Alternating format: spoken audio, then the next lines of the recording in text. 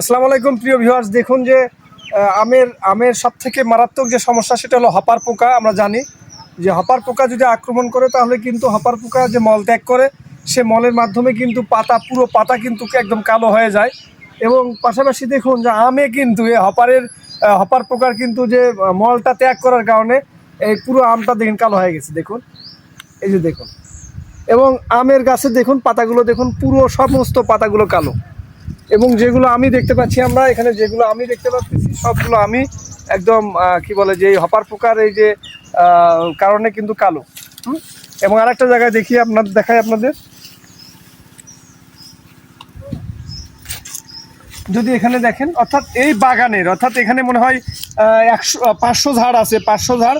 এই উদ্যোক্তা কিন্তু ভালো ওষুধ ব্যবহার করেন নাই, যার কারণে দেখুন পুরো আমটাই কিন্তু একদম হপার পোকায় আক্রমণ। এবং পাশাপাশি থ্রিপসের আক্রমণও আছে। দেখুন আপনারা,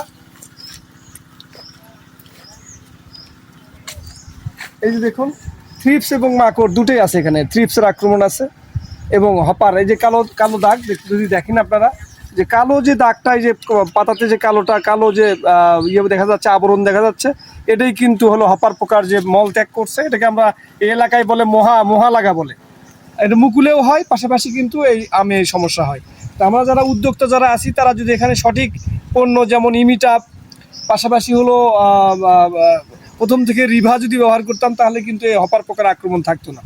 তো যাই হোক, কৃষি ব্যবসা লাভ করতে হবে, আমাদের এই বিষয়ে জানতে হবে। ধন্যবাদ।